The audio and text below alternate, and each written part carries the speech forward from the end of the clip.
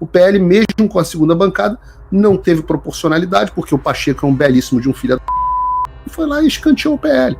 Mas é lógico que o Pacheco quer ir para o Supremo, já que em Minas Gerais ele não se elege nem para a presidência da Associação do Bairro.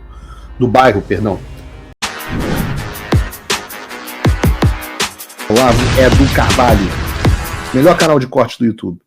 Opa, eu sei que você não aguenta mais ouvir, eu pedi para você fazer o triplo C, curtir, comentar e compartilhar, mas eu peço porque 4 entre cada 10 pessoas sequer estão inscritas no canal e a maioria não ativa as notificações e nem curte o vídeo e isso prejudica o nosso algoritmo. Então ajuda a gente aí, brigadão.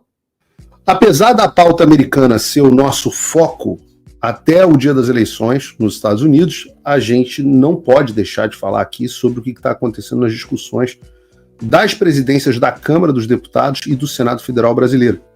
Vamos começar sobre o Senado. Primeiro, em quantas anda o Rodrigo Pacheco? Essa reportagem disponível no site do Paulo Figueiredo Show ajuda a entender. Aqui, Pacheco apoia a reeleição de Lula e sinaliza desejo de ser indicado ao STF. O Pacheco não pode concorrer mais uma vez a reeleição como presidente do Senado Federal e, ao mesmo tempo, ele se tornou, por causa da atuação covarde dele, omissa à frente do Legislativo, ele é um dos políticos mais impopulares do país, não consegue andar na rua. Então sobrou para o Pacheco a opção de cobrar a dívida de quem ele tanto ajudou até aqui e se tornar um burocrata não eleito superpoderoso, porque o ministro do STF é um burocrata não eleito superpoderoso. Segundo diz ele, se a decisão fosse hoje, eu apoiaria a reeleição do Lula, mas ele também deixou escapar a razão. O repórter pergunta a ele, se o presidente Lula chamar o senhor para ser ministro da Justiça ou até ministro do Supremo, ao que o Pacheco responde, é óbvio que quem é advogado como eu, alguém que já disse que se falar do Supremo Tribunal Federal é algo pelo qual você não trabalha, mas também não recusa. Depois ele dá um migué, dizendo que os planos dele são de permanecer no Senado até o fim do mandato e tal, mas é lógico que o Pacheco quer ir para o Supremo, já que em Minas Gerais ele não se elege nem para a presidência da Associação do Bairro. E a informação que eu recebi, eu não tenho como confirmar, é de que o Lewandowski, que está velhinho, está pedindo já para sair e que o Pacheco seria o nome mais cotado para primeiro ser ministro da Justiça do Lula. Então ele faria a escadinha, né? Ministro da Justiça e fica ali na porta para se abrir, quando abrir uma vaga do Supremo Tribunal Federal.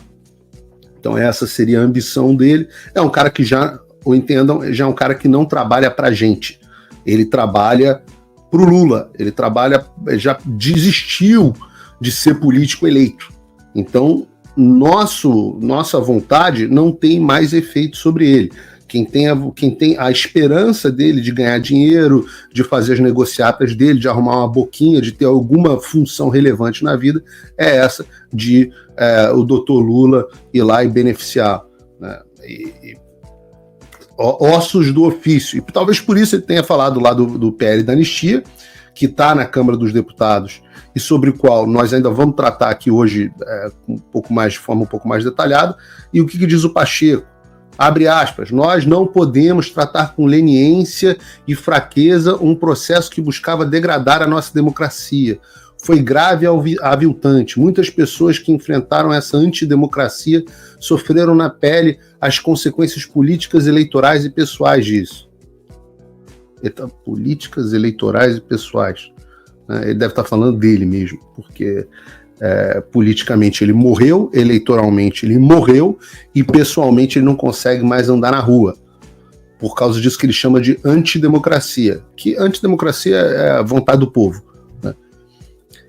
E falando sobre as eleições para a presidência da casa, as pessoas geralmente acham que eu sou contra acordos, às vezes eu não sei de onde passa essa impressão, né?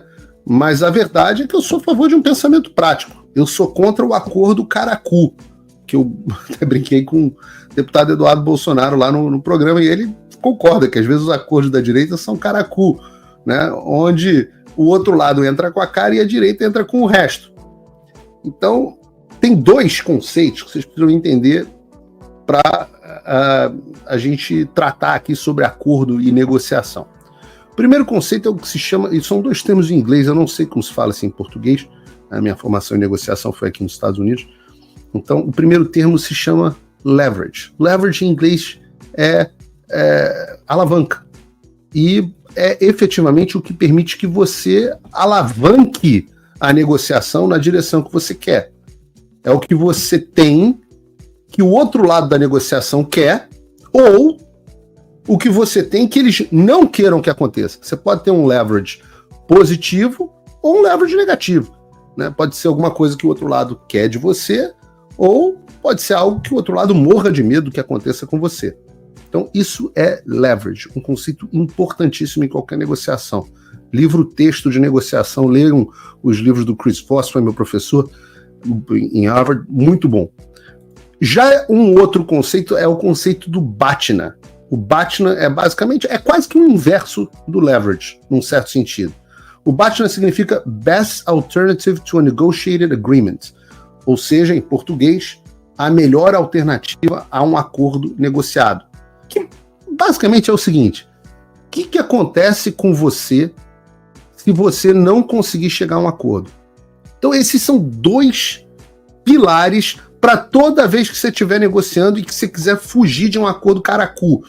Paulo Figueiredo ensinando aqui técnicas de negociação e não política, mas que servem para a política. Tinha uma formação na Harvard Kennedy School, que era um programa de imersão, que era negociação para países. E eu quis muito fazer esse programa, mas a Harvard Kennedy ficou tão esquerdista que eu brochei, custava $10 mil para passar uma semana lá aprendendo isso. Eu falei assim, eu brochei. Eu fiz, obviamente, o Negotiation Mastery na Harvard Business, mas não fiz esse que você ia lá, ficava uma semana de imersão na Harvard Kennedy por causa disso. Então, mas as técnicas de negociação para o mercado valem para a política, valem para os países. Então você pega o Senado, por exemplo, né? Ontem mesmo o senador Rogério Marinho anunciou o apoio do PL ao Davi Alcolumbre, o candidato do Pacheco. E antes da gente emitir uma opinião sobre esse assunto, eu quero que você pergunte, com esses instrumentos que eu te dei, qual é o leverage, a alavanca, que o PL tem nas eleições para a presidência do Senado. O que o PL tem na presidência do Senado que interessa ao Alcolumbre, que já tinha os votos necessários para ser eleito? E a resposta é muito pouco leverage ou quase nada. Porque, volto a dizer, o PL tem a segunda maior bancada do Senado, o que seria maravilhoso, mas o Alcolumbre já tem os votos necessários para ser eleito sem o PL. Então, o leverage é muito ruim. E qual é o BATNA? O que acontece se a gente não, se o PL, né, a gente não sou do PL, alguns podem dizer que sou um ato. O que acontece se o PL não tiver acordo com o Alcolumbre? O que acontece é o que já aconteceu com o PL depois de tentar lançar um candidato contra o Rodrigo Pacheco e perder, que é o partido ficar sem a presidência de nenhuma comissão e feito de refém pelos partidos que ficaram com essas presidências, já que são eles que decidem o que vai ser pautado ou não. O presidente de comissão tem um poder danado, controlar comissões é um poder danado. O PL, mesmo com a segunda bancada, não teve proporcionalidade, porque o Pacheco é um belíssimo de um filho da puta. Como ele não sentiu necessidade de cumprir a tradição, e alguns entendem até as regras do próprio Senado, ele foi lá e escanteou o PL. Então, o BATNA do PL, no caso do Alcolumbre, é o mesmo. O Alcolumbre sabe que não precisa do PL, e esses caras não são bobos. Então, no Senado, você tem dois caminhos. O primeiro é não se juntar ao Alcolumbre e ver ele ser eleito presidente, e, para piorar, não conseguir a presidência de nenhuma comissão, como forma de retaliação, que aconteceu com o Pacheco. E o segundo é, como você escolheu o PL, aliás, como escolheu o PL, apoiar o Alcolumbre, ver ele ser eleito presidente da mesma forma, como já seria, e conseguir a presidência de algumas comissões importantes no Senado, participação na mesa e por aí vai. E o PL tomou a segunda opção. O PL tomou a primeira opção, já foi a que o PL tomou em 2023, quando ele lançou o Rogério Marinho contra a candidatura do Rodrigo Pacheco. que não teve nada de vergonhoso nessa tentativa. O PL tinha uma chance real e tinha um leverage bom. Quando você tem condições de entrar em combate, entre. Você acha que, senão, você nunca vai vencer. A sorte favorece o audaz, eu vivo dizendo aqui. Então, se você acha que tem condições de vencer, formou-se uma coalizão, tentou e perdeu, não foi por tanto assim. Era um leverage bom e o bate não era ruim, mas era a chance que você tinha. Agora o cenário é outro, porque eu repito, o Alcolumbre já tem os votos. Ou seja, ou não apoia o Alcolumbre e fica sem nada, ou apoia o Alcolumbre e fica com a presidência de comissões importantes, participação dentro do Senado. E o Supremo, e lá você vai poder criar fricção. Isso é muito importante, eu sempre chamo a atenção. Em guerra assimétrica, quando a gente está perdendo, lutando com um inimigo muito mais poderoso que a gente, você nem sempre vai ter vitórias.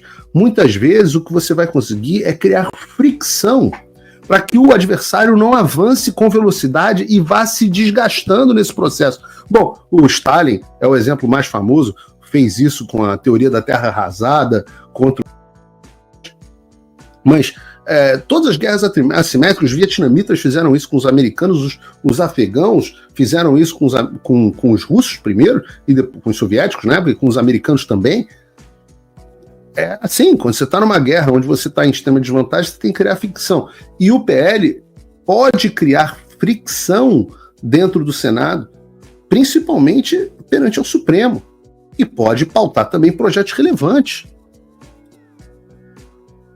Então, a verdade é que o PL e a direita, simplesmente, eu digo PL e a direita porque você tem dentro do PL gente que no Senado que não é direita. O maior exemplo é o safado do Romário, peladeiro, ótimo, craque, um dos maiores centroavantes que eu já vi na minha vida e um dos piores senadores que eu já vi na minha vida, uma vergonha para o meu Rio de Janeiro.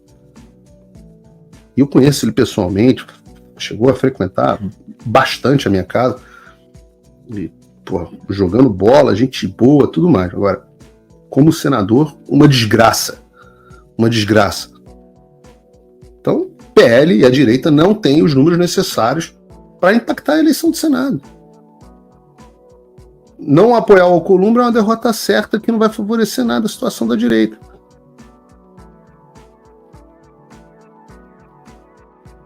Aí tem a conversa que está sendo levantada de lançar o senador Marcos Pontes como uma alternativa, como se o Marcos Pontes fosse se rebelar. Primeiro que o astronauta, eu vivo dizendo, vive quase que literalmente no mundo da Lua.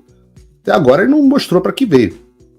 Bacana, assinou todos os pedidos de impeachment até hoje, bem, ponto positivo para ele, mas sinceramente, o que você no chat, me faça um favor, tirando o podcast sobre alienígena, o que o Marcos Pontes fez como senador até hoje?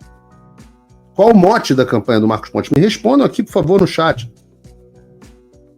Oi, que legal que você gosta dos meus vídeos, mas ainda mais importante do que eles é o meu curso. Lá eu posso falar coisas que o YouTube não me deixa falar e com bem mais profundidade. E eu tenho orgulho de ter feito o maior curso de geopolítica já ministrado no Brasil com mais de 6.000 alunos. É o fim da América e do mundo como conhecemos. Só que tudo que é bom chega ao fim. Depois de 3 anos e 7 turmas, eu estou abrindo por tempo limitado a turma final desse curso. Então, essa, portanto, a tua última chance de fazer parte desse grupo e realmente entender o que está se passando no Brasil e no mundo, para poder ser diferente e ajudar a mudar as coisas na direção certa. Tem um link para você aqui na descrição. É por tempo limitado e com vagas limitadas. De novo, é a última turma. Haja agora para não se arrepender. Um abraço. Faça o tal do triplo C.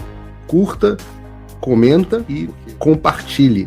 Você pode fazer essas 3 coisas que ajudam o algoritmo a aparecer. Mas eu não estou brincando não, pessoal. Dá uma paradinha agora de 1 segundo e clica no joinha. É importante que você faça isso. Porque se você não fizer, inclusive atrapalha o vídeo. Parece que o vídeo é menos relevante.